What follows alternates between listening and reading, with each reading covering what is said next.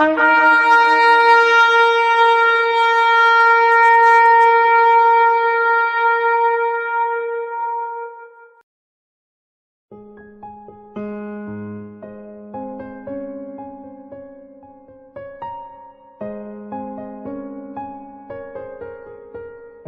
little over a year ago I published a video called The 70 Shepherds. It had to do with an ancient prophecy by Enoch, the great-grandfather of Noah. I suggest that you watch that video first to get a good context. In any case, Enoch received several revelations from God that he wrote down. Both Jude and Peter refer to the book of Enoch in the Bible. One of the visions Enoch received is about the leadership of a nation of God's people. We now know that nation by the name of Israel, but for Enoch that was to happen in the distant future, and he refers to this nation as the sheepfold. He describes how Israel would have 70 leaders until the end of the age. Enoch divides the 70 shepherds into three groups. One group of 35 before the Babylonian captivity, which happened in 586 BC. The second group of 23 shepherds from the Babylonian captivity until the destruction of Jerusalem in 70 AD. And 12 final shepherds after Israel is reunited in 1948. And thus implicitly he also prophesies about the captivity of Israel, the scattering among the nations and their reunification. He describes this in detail in chapter 88 of his book. For now I fast forward to the last group of 12 shepherds. Enoch writes, "Then I saw that the man who wrote the book at the word of the Lord opened the book of destruction, of that destruction which the last 12 shepherds wrought, and pointed out before the Lord of the sheep that they destroyed more than those who preceded them." He speaks of the last 12 shepherds. We no longer have kings, but prime ministers. But that's just a title, they are still shepherds.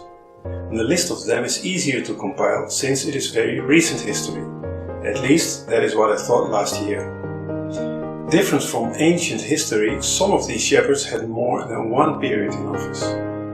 But we are to count only the shepherds, not the periods in office. We can come up with the following list.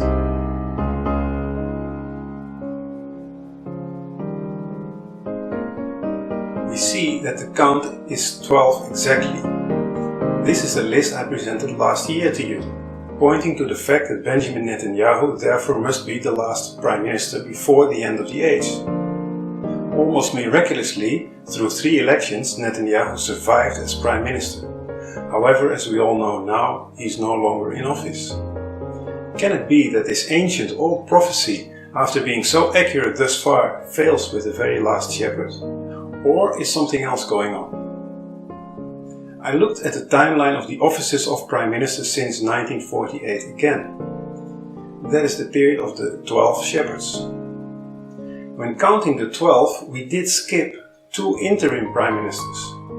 Yigal Allon, who became acting prime minister due to the untimely death of then prime minister Levi Eshkol, and Shimon Peres, who became acting prime minister after Yitzhak Rabin had to step down due to a currency scandal his wife was involved with. However, Yitzhak Rabin was still legally prime minister during that time, until the next elections. Now Shimon Peres would become prime minister later anyway, so that does not have any effect on the eventual count.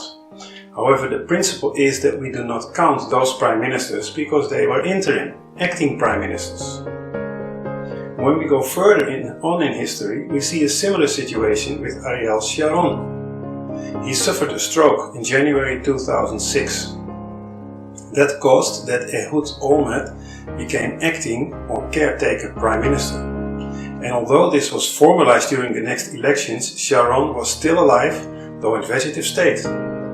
Our list changes when we apply the same principle here. And we see that it is actually Naftali Bennett that is the 12th and alleged last prime minister. Well, it brings back to life Enoch's prophecy that passed the test of thousands of years. And it puts us, again, a step closer to the end of the age. Yeshua HaMashiach, Jesus the Messiah, is at the door.